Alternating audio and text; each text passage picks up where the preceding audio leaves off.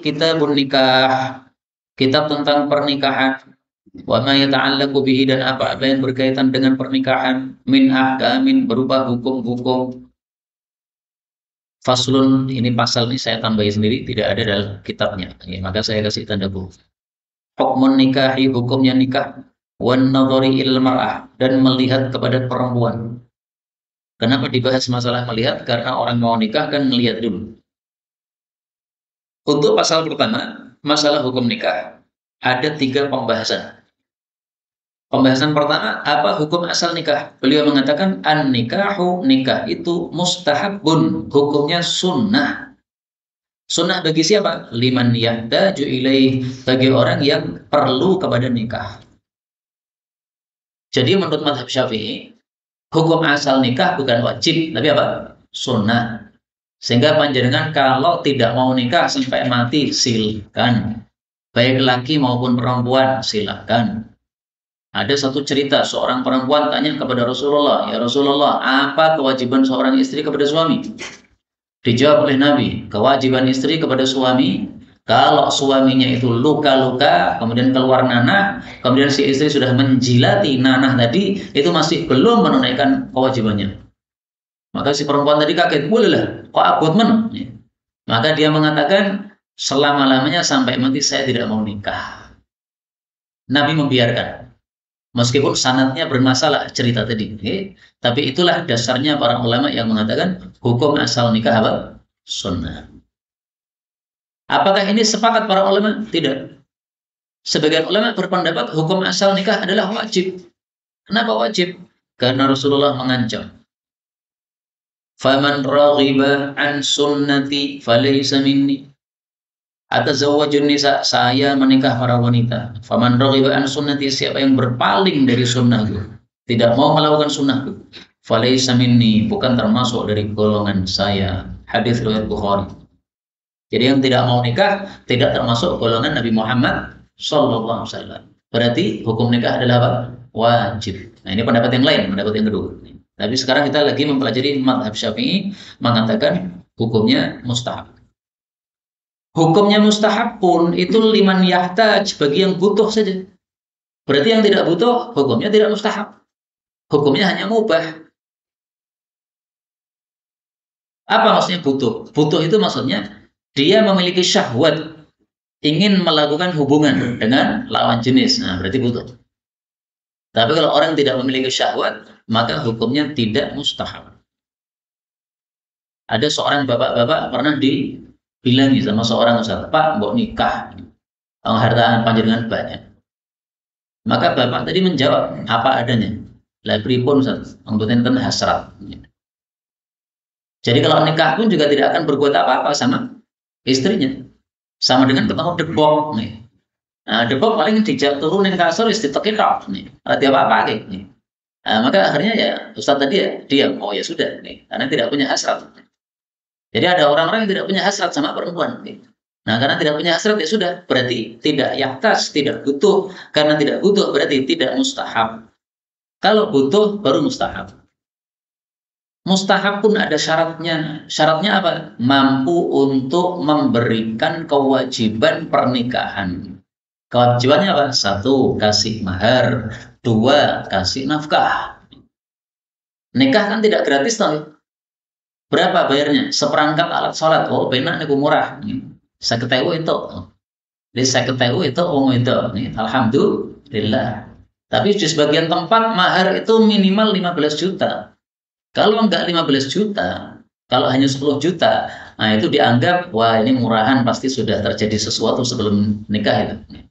Jadi sudah hamil duluan di luar nikah sama orang, akhirnya harganya murah, kurang dari 15 juta. Nah, sebagian tempat begitu. Nah, kalau di Solo kan alhamdulillah, seperangkat alat sholat boleh. Bahkan ada teman saya nikah maharnya apa? Fotokopian kitab. Kita fotokopian kali. Paling 20.000 atau 80.000 angsal. Ya kalau dianya mau ya alhamdulillah. Ada juga di masa Nabi itu maharnya adalah 2 sandal. 2 sandal maksudnya kanan kiri. Nah, sandal jepit berapa itu, Pak? 10.000. Alhamdulillah. Nah, maka apa? Syaratnya harus dia mampu untuk memberikan kewajiban nikahnya.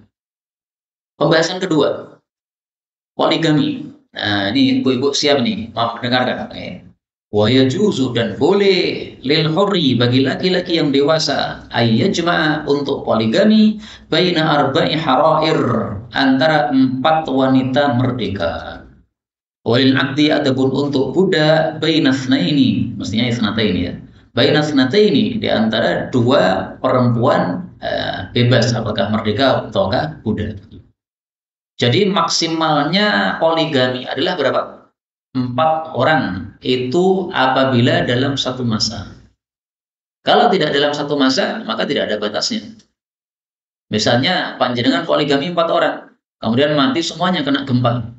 Kemudian poligami lagi 4 malih. Nah, berarti kan 8 istri panjenengan. Boleh, karena yang 4 dulu sudah mati. Setelah poligami 4, akhirnya pindah ke Aceh, kena tsunami, mati semuanya. Poligami malih, 4 malih, nggak ada masalah. Pindah Jogja, kena gempa Jogja, mati kabeh. Poligami malih 4 terus. Akhirnya total istri 80. Boleh. Yang penting 4, 4, 4, 4 terus. Tapi jangan meniru Mughirah bin Syu'bah. Mughirah bin Syu'bah itu sahabat Nabi, kaya raya, duitnya banyak. Kalau dia menikah itu langsung 4. Kemudian kalau dia sudah pengen ganti istri, maka 4 istrinya dikumpulkan. Kemudian dipuji. Antunna tawilatul a'naq. Wahai istri-istriku, kalian wanita-wanita cantik. Hasanatul akhlak. Budi pekertinya, Masya Allah, bagus-bagus, taat sama suami. Lakinni rajulun mitlaq. Tapi mohon maaf, saya ini suka cerai. Fa'antunna talaq. Silahkan semuanya pulang ke rumah masing-masing, sudah saya cerai. 4 di baris, cerai langsung bareng. Besok dia nikah lagi 4. Nah, nanti sudah berapa lama gitu, dikumpulkan lagi, dipuji lagi.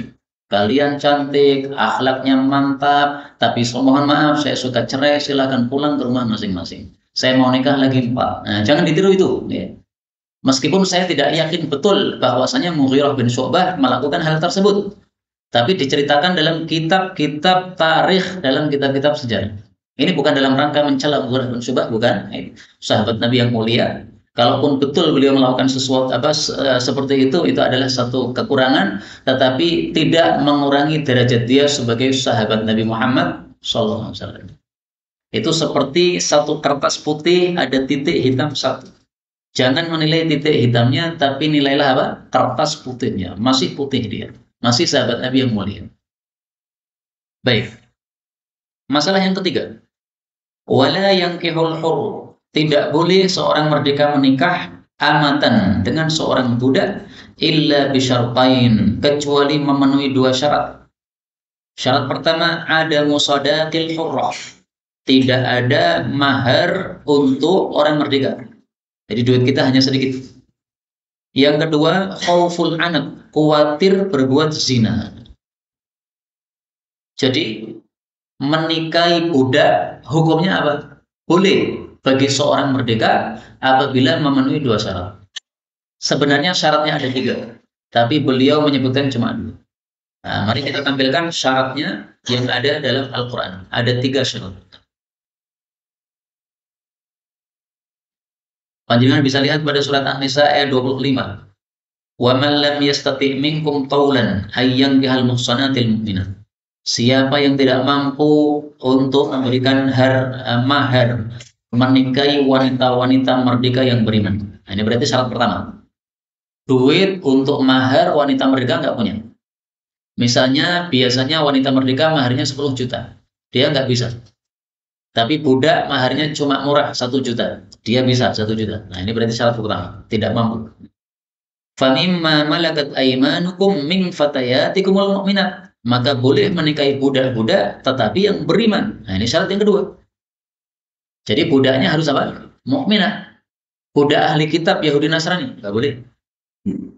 Kalau kita menikahi wanita merdeka loh, maka tidak harus mukminah. Kita punya tetangga Kristen, berarti apa? Ahli kitab dia. Kita ingin menikahi dia, ingin menyelamatkan supaya dia masuk Islam. Karena dia sudah cenderung kepada Islam. Tinggal 1 langkah aja masuk Islam. Nah, maka panjenengan nikahi supaya dakwahnya lebih mantap. Silahkan, nggak ada masalah. Karena dia apa? wanita merdeka. Tapi kalau menikahi budak, syaratnya yang kedua harus beriman, harus muslim. Syarat yang ketiga, wallahu a'lamu bi imanikum, dan seterusnya. Pada akhir ayat Allah mengatakan dzalika liman khasyiyal anata minkum. Hukum ini khusus bagi yang khawatir akan terjerumus ke dalam zina. Maka syaratnya harus tiga. Pertama, tidak punya duit untuk mahar wanita merdeka. Kedua, si budak harus muslimah. Ketiga, dia dalam kondisi khawatir terjerumus dalam zina karena syahwatnya sudah memuncak. Makanya Allah mengatakan, wa antasbiru, kalau kalian sabar, khairul lakum, lebih baik. Kamu punya duit berapa? 1 juta. Butuhnya berapa untuk menikahi merdeka? 10 juta. Kamu sabar, kumpulkan duit dulu. Sambil mengumpulkan duit, puasa Senin Kemis, supaya syahwatnya jadi menurun. Nah, itu namanya sabar. Itu lebih baik, kata Allah Subhanahu wa Ta'ala. Baik, pembahasan hukum nikah sudah selesai. Kita lanjutkan pembahasan kedua tentang melihat kepada perempuan. Beliau mengatakan, wa nadharur rajul, melihatnya seorang laki-laki dewasa, ilal mar'ah, kepada perempuan dewasa, ala sab'ati adrubin, ada 7 macam. Jadi yang dibahas di sini dewasa ke dewasa. Sehingga kalau panjenengan melihat kepada perempuan masih bayi, nggak ada masalah, nggak terkena hukum ini. Tapi meskipun kata-katanya mar'ah, yaitu wanita dewasa, hukumnya sama juga wanita yang belum dewasa tapi sudah menimbulkan syahwat, hukumnya sama. Misalnya ada anak kelas 6 SD, tapi badannya udah gede, udah menarik.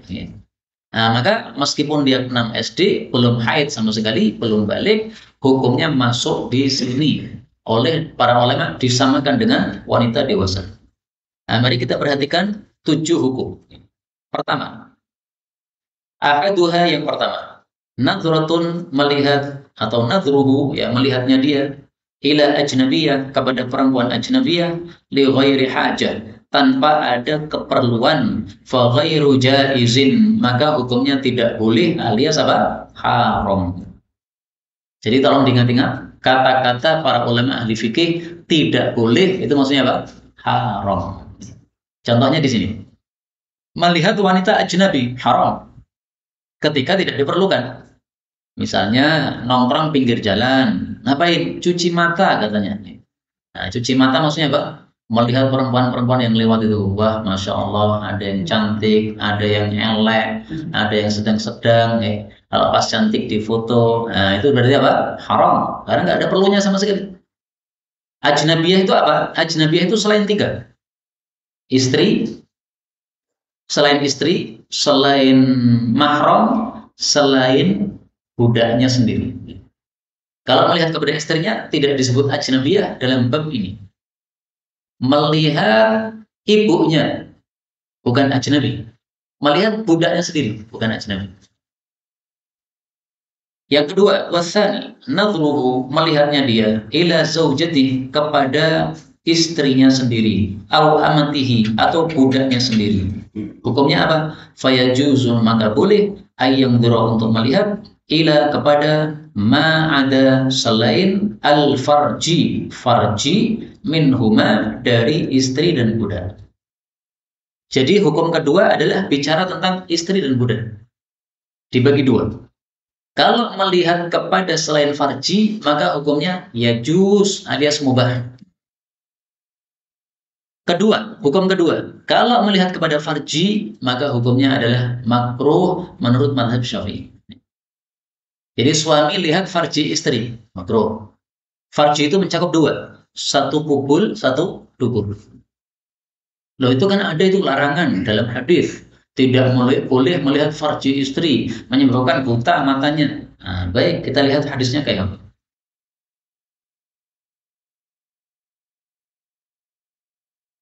Idza jama'a ahadukum, kalau mengumpuli salah satu kalian kepada istrinya, fala yanzur ilal farji, jangan melihat farjinya, baik kubul maupun dubur, fa innahu yurithul ama, menyebabkan buta. Wala yukthiril kalam, jangan banyak bicara, fa innahu yurithul kharsa, menyebabkan bisu. Hadis ini derajatnya maudhu'un, palsu, maka tidak bisa dijadikan dalil. Nah, sehingga mazhab Syafi'i mengatakan melihat farji istri atau budaknya sendiri hukumnya apa? Makruh saja, tidak sampai haram, tapi makruh. Kenapa makruh? Ya karena sesuatu yang tidak bagus sehingga tidak sepantasnya untuk diperhatikan. Baik, kemudian yang ketiga wasalis nadruhu, melihatnya dia ila zawati maharimih, kepada mahram-mahramnya, kakaknya, adiknya, au amatihi, atau kepada budaknya tapi al muzawwajah, yang sudah dia nikahkan dengan orang lain. Saya punya budak tapi saya nikahkan dengan budak yang lain.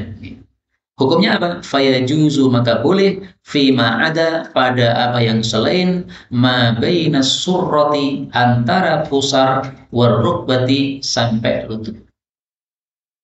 Jadi pembahasan ketiga, melihat mahram. Saya melihat mbak saya melihat adik saya. Gimana ini? Boleh, tetapi selain antara pusar sampai dengan lutut, nggak boleh. Mbak saya punya anak, dia nyusui anaknya di depan saya, kelihatan sedikit, boleh nggak? Boleh. Kenapa? Yang nggak boleh pusar sama top. Dada bukan termasuk pusar, tapi itu di atasnya pusar, boleh. Meskipun mungkin adat satu kelompok dengan kelompok yang lain beda-beda. Sebagian orang itu masya Allah, membuka dadanya di depan umum merasa nggak ada masalah. Karena saya pernah ngalami, Pak, membeli di tempat sayur. Ternyata di tempat sayur itu paling banyak ibu-ibu, bukan bapak-bapak. Nah, ada seorang ibu bawa anaknya nangis, langsung dibukakan. Padahal ada laki-laki tuh, Pak. Dibukakan kemudian dinenen di situ. Wah, kira benar ini. Ini adatnya orang tersebut mungkin merasa tidak masalah. Meskipun ditutupi, tapi kan ada yang kelihatan itu. Nah, itu nggak pantas seperti itu. Apalagi untuk seorang muslimah. Nah, itu haram malah. Untuk yang tidak muslimah saja tidak ada, apalagi untuk muslimah. Nah, itu adalah sesuatu yang haram. Tapi yang keempat, warrabi, an-nadharu, melihat perempuan, li ajli nikah, untuk menikahi dia. Fayajuzu, maka boleh, ilal wajah, kepada wajahnya, wal kaffain, dan kedua telapak tangannya. Seperti yang sudah panjenengan lakukan dulu, gitu. Mau nikah, nah, kemudian disuruh lihat dulu. Ini fotonya, nah, diperhatikan wajahnya kayak apa, tangannya kayak apa, silakan, nggak ada masalah. Untuk selain wajah dan telapak tangan boleh dilihat, tapi dalam keadaan tertutup busana. Adapun wajah dan telapak tangan boleh tidak tertutup busana. Jadi wajahnya nggak pakai cadar boleh. Dia perempuan yang bercadar. Panjenengan pengen menikahi dia. Tapi sebelum menikahi, supaya nanti tidak kaget, wajahnya kayak buto atau kayak apa, nah, maka panjenengan pengen lihat dulu. Saya mau lihat dulu wajahnya, sehingga tolong dibukakan cadarnya. Nah, biasanya kan kemudian kita bertamu, kemudian mbaknya disuruh keluar, nyuguhi apa? Pura-pura nyuguhi apa? Minuman. Nah, pas nyuguhi minuman itu, silahkan panjenengan yang ingin melamar untuk melototi wajahnya. Pelototi, wah cocok, nah, boleh. Dipelototi boleh. Meskipun dengan syahwat, boleh. Karena memang diizinkan oleh apa? Rasulullah SAW. Jadi dalam kondisi ini, melihatnya syahwat atau tanpa syahwat, sama-sama boleh. Saya pernah diajak teman saya, Pak. Saya waktu itu masih santri. Ayo diajak, kemana? Saya mau lamar. Loh, ngapain ngajak saya masih santri? Penaknya karo kowe. Nah, ya udah, saya kemudian akhirnya diajak. Nah, kemudian setelah kita duduk di ruang tamu, mbaknya keluar sambil nyuguhi. Setelah selesai, kemudian pulang. Saya tanya, sudah kamu lihat tadi? Oh, sudah, toh, belum kopi. Terus mbak di roti. Nah, nggak ada masalah begitu, dipelototi begitu. Supaya panjenengan ngerti betul ya bagaimana wajahnya, bagaimana hidungnya, bagaimana upilnya, bagaimana kudalnya. Nah, silahkan diperhatikan, ini nggak ada masalah. Tapi harus apa? Wajah sama dua telapak tangan toh. Itu menurut mazhab Syafi'i. Apakah ada perselisihan pendapat? Ada. Menurut mazhab Hambali lebih luas lagi. Boleh dilihat anggota-anggota yang sering tersingkap di depan mahramnya. Biasanya di depan mahramnya kan terbuka ini jilbabnya. Nah, maka boleh kita ketika melamar, tolong Mbak dibuka jilbabnya. Saya pengen ngerti rambutnya keriting krebo atau gimana. Nah, maka dia buka dulu jilbabnya. Rambut saya kayak begini. Nah, boleh, melihatnya boleh. Madhab apa? Madhab Hambali. Tapi karena panjenengan hidup di Indonesia, jangan pakai madhab Hambali, memaksa, Mbak buka dulu. Kalau nggak buka, saya nggak jadi ngelamar. Ini nggak benar kayak begini, maksa-maksa gini. Pakai madhab Hambali di tempat madhab Hambali sana, di Saudi sana. Nah, di Indonesia ini pakainya madhab apa? Syafi'i. Jangan dilihat rambutnya. Termasuk foto. Saya mau fotonya yang tanpa jilbab, nggak boleh. Kenapa? Karena berarti panjenengan melihat auratnya yang haram untuk dilihat. Kemudian dipertanyakan, kenapa sih yang boleh hanya wajah dan telapak tangan? Para ulama mengatakan, karena wajah dan telapak tangan itu biasanya tersingkap memang di luar rumah. Kemudian wajah ini adalah sumber kecantikan tuh di wajah. Buktinya kalau orang bercermin, yang dilihat apa? Wajahnya. Berarti sumber kecantikan itu di wajah. Bukan di jempol yang kadang-kadang cantangan itu, bukan. Sehingga meskipun jempolnya cantangan, kalau wajahnya cantik ya tetap apa? Cantik. Adapun telapak tangan, maka telapak tangan ini menggambarkan bentuk dari tulang-tulang tubuh dia. Kalau telapak tangannya seperti saya ini, tulangnya bisa digambarkan. Oh, berarti tulangnya agak gede-gede gitu. Kalau yang lencir-lencir itu, berarti kira-kira ya begitu. Tulang-tulangnya begitu-begitu. Kalau kena angin nanti bisa apa? Jatuh. Karena apa? Kecilnya tulangnya. Nah, seperti itu bisa digambarkan. Panjenengan pilih yang mana? Yang apa? Gede-gede sehingga kokoh, kalau didorong nggak akan nggak akan jatuh, atau yang mudah terkena angin tadi. Nah, silahkan pilih yang mana. Masing-masing orang punya apa? Kecenderungan sendiri-sendiri. Ada yang suka gembrot, ada yang suka apa? Kering-kering keruntang, nah, terserah. Baik, kemudian yang kelima, an-nazar, melihat perempuan lil mudawah, untuk pengobatan.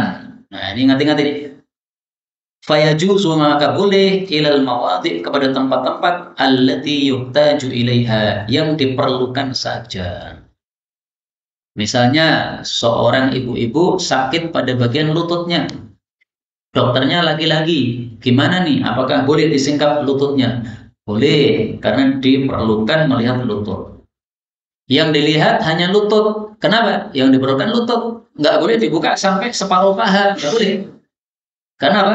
Pahanya sudah nggak diperlukan lagi. Tapi ini harus memenuhi dua syarat. Syarat pertama, ketika bersama dokter laki-laki tadi, harus disertai mahramnya atau suaminya. Panjenengan punya istri, periksa ke dokter laki-laki. Temani, masuk ke dalam. Jangan dibiarkan. Karena kalau dibiarkan, berarti di dalam ruangan cuma berdua, setan yang masuk. Panjenengan harus masuk. Syarat yang kedua, tidak ditemukan perempuan yang bisa mengurusi orang yang sakit tadi. Kalau ada dokter perempuan, maka tidak boleh kita punya istri, kita antar ke dokter laki-laki. Kenapa? Ada dokter perempuan. Dan ini hukum juga berlaku untuk laki-laki. Panjenengan laki-laki, sakit gigi, cari dokter gigi. Yang apa? Yang perempuan. Tur cantik, tur muda. Nggak boleh. Kenapa? Karena sambil diperiksa gigi sambil melihat wajahnya. Wah, cantik tenan. Dan ini giginya jadi nggak sakit gara-gara melihat wajah yang cantik. Haram, itu dosa. Makanya saya dulu cari-cari dokter gigi laki-laki agak susah. Di sana perempuan, di sana perempuan, di sana perempuan. Akhirnya nemu, alhamdulillah, di Penumpang dokter laki-laki. Tapi sayangnya garapannya agak kasar itu. Wah, lumayan nih. Ya sudah, nggak ada masalah. Yang penting ada dokter laki-laki. Selama ada dokter laki-laki, saya nggak boleh pilih dokter perempuan. Haram. Yang keenam, wasadis, an-nazar, melihat lisyahadah, untuk persaksian, aulil muamalah, atau untuk muamalah. Fayajuzu, maka boleh, an-nazar, melihat, ilal wajhi, kepada wajah, khasatan, khusus. Jadi misalnya kita disuruh jadi saksi. Saksi untuk apa? Untuk seorang perempuan. Bahwa perempuan ini dituduh telah melakukan pencurian. Saksinya saya. Saya melihatnya ketika mencuri. Nah, ketika didatangkan di pengadilan, boleh nggak saya melihat wajahnya? Boleh. Karena kalau saya tidak melihat wajahnya, nanti khawatir salah. Maka saya lihat wajahnya. Oh ya betul, ini ibu ini yang apa dulu saya melihat dia mencuri. Wajahnya seperti ini. Nah, maka boleh melihat kenapa? Karena diperlukan untuk menjadi saksi. Atau untuk muamalah, muamalah contohnya jual beli. Panjangan beli ke warung, penjualnya perempuan. Nah, bayar sambil melihat. Ini boleh. Tapi melihatnya harus melihat biasa. Tidak boleh melihat syahwat. Niki boleh. Melotot terus. Sampai duitnya apa? Nah, sampai apa namanya duitnya kemana nggak ngerti, nggak boleh. Harus melihatnya biasa saja, supaya penjenengan tahu, oh yang sudah menerima duit tadi itu, mbak itu. Sehingga nanti kalau dikatakan loh, Anda belum bayar, nah kita bisa jawab, sudah saya sudah bayar. Yang mana yang sudah apa menerima duit siapa? Nah itu mbak itu. Tadi saya lihat wajahnya itu.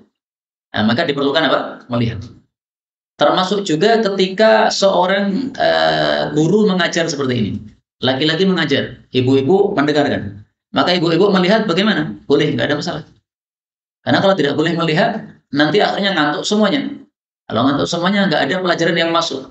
Saya ngasih contoh apa namanya satu tema yang perlu dicontohkan. Misalnya tata cara sholat Nabi. Contohnya prakteknya gimana? Nah, kalau ibu-ibu nggak boleh lihat, nggak paham semuanya.